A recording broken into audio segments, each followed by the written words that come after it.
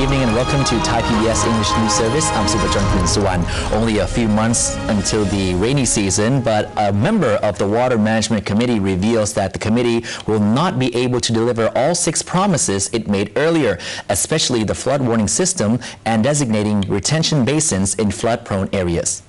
Associate Professor Seri Suparatit of the Sirinthorn International Environmental Park and also a member of the Strategic Committee for Water Resources Management says seeking 2 million rai or 320,000 hectares of land to become retention basins is not going to happen this year. Seeking fields to become natural reservoirs in order to prevent water from entering other areas will need more time and clear plans for compensation.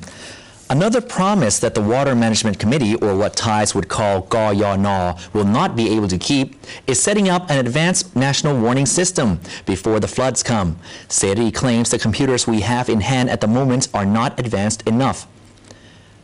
However, on the positive side, the other 4 promises which the Govemment are likely to be able to keep, according to Associate Professor Seri, are managing the release of dam waters, fixing flood-affected facilities, initiate emergency plans for each designated areas, and lastly, setting up a new committee to handle the floods in a single line of command. Following the issuing of a government emergency decree, the 50 billion baht insurance fund designed to cover factories in flood-prone areas will begin selling insurance policies next month. Meanwhile, Deputy Prime Minister and Interior Minister Yongnyut Wichaidit admits that there was a mistake when releasing water from dams which resulted in the current flooding in Ayutthaya province. Yongnyut Wichaidit admits the release of water from Strategc, Bhumipol and Chao Phraya dams as they prepare to receive water from the rainy season is the cause of the current flooding in Ayutthaya's Sena district. The Deputy Prime Minister says water levels should return to normal tomorrow. Meanwhile, many provinces along major rivers are now bracing themselves for the upcoming rainy season, especially the flood-prone areas. Ang Thong and Ayutthaya Provincial Administration is building their own dike to prevent flooding, similar to some Bangkok districts along the Chao Phraya River. Meanwhile, the Committee of the Insurance Fund for Flood Protection, of which Payungsak Chat Sudipon is chairman, has asked the Department of Economic Policy and Office of Insurance Commission of the Ministry of Finance to specify rules and conditions prior to the sale of insurance policies. The insurance policies will cover small and medium-sized enterprises as well as residential properties. Initially, the insurance premiums will be 0.6 to 1.5% of the amount of cover required. While the fund will initially contain 50 billion baht, the government expects it to grow up to 1 trillion baht. It is expected that there will be a signing of an MOU with insurance companies and sale of premiums, which begin in early March this year. The government will provide a 50 billion baht insurance fund, while private companies will contribute 2 billion baht. The maximum cover available will be 100,000 baht for residential property, 20 million baht for SMEs, and larger businesses can have the insurance cover up to 50 million baht. Moving on to politics, a core red shirt leader and Pheu Thai MP reveals that he has reliable sources who have evidence that a coup d'etat might occur a few months from now. However, both the army commander and Minister of Defense deny such claims.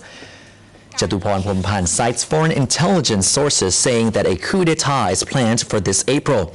He asks the army commander to announce clearly that during his time in office he will not conduct a coup. As a core leader, Jatuporn says his red shirt movement will gather at the end of this month to announce their stance against any sort of coup. Army Commander General Prayut Chan-o-cha says he has not received any reports of a coup. He insisted that the MP report this evidence to the police, who have the authority to arrest whoever is planning to launch a coup. Meanwhile, Prime Minister Yingluck Shinawatra suggests Jatuporn might be a little overreacting, as neither she nor the Defense Minister have heard any reports of coup movements. The finance minister today reconfirmed that the government has no plan to reduce its stake in holding PTT Public Company. He further revealed that the government had not even discussed the privatization with the relevant agencies. Finance Minister Kittirat Naranong reaffirmed today that there is no plan to sell government equity in PTT Public Company. Kittirat, who is also Deputy Prime Minister for Economic Affairs, was responding to a question by Democrat Party list MP Gonchatigawanit in the House. He said that he reports it planned to sell PTT shares to the Wayupak Fund as just a remark made by an economic expert after being asked about ways to reduce the government's public debt. He said that the issue has never been raised for discussion at a meeting of the State Enterprises Policy Management Committee. He said that PTT is free to proceed on its business transparently as a listed company on the Stock Exchange of Thailand. There will be no vested interest as alleged. Kittirat stated that apart from being a state enterprise, PTT is also a public company which is duty-bound to run its business and ensure the best benefits for other shareholders, not only the government. Private bus operators are asking the government to subsidize their costs as it already helped taxi operators. Meanwhile, truck operators are asking the Energy Minister to remove his permanent secretary as they claim that he has a position with PTT. Private bus operators are asking the Ministry of Energy to assist private NGV buses with a 2 baht discount for every kilogram of CNG used by these NGV buses. This is the measure the government is using to help taxi operators. Private buses claim they are currently losing an average 2 baht 50 stang for every passenger. Meanwhile, Song Tao taxis, which are pickup trucks turned taxis and mostly run scheduled routes, are also asking support from the government. Next week, CNG is scheduled to go up another 50 stang per kilogram. Meanwhile, a group of truck operators are asking the Minister of Energy to remove the ministry's permanent secretary as they claim Norkun Sitipong has a permanent position inside PTT. They suggest there may be a conflict of interest going on as the permanent secretary is also a NGV Price Adjustment Committee member. The Department of Internal Trade says that as of February 20th, food in this country should cost no more than 35 baht a plate. Retailers exceeding the limit may face tax audits.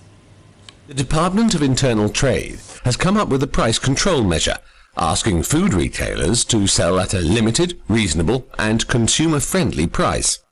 For example, the department says food shops in government compounds should sell their dishes at no more than 30 baht per serving, while food centres in department stores should be selling at 35 baht. However, some special cases where the operator's costs are higher may be allowed to sell at a higher price on a case-by-case basis. Despite the price ceiling request, the department says quality and quantity should remain the same as prior to the introduction of this measure. Despite not having any predefined penalties for those breaching the rules, the Director General of the Internal Trade Department says the Excise Department may be requested to go into the account books of shops which do not comply with the request. Already, a number of department stores have agreed to lower their rent to help food shops cut costs. And that wraps up tonight's edition of Thai PBS English News Service. Thank you so much for watching us. And for your comments or any questions, please do email us at Eng.News@thaipbs.or.th. We'll see you again tomorrow night, same time, same place. I'm Subhajang Klinsuwan. สวัสดีครับ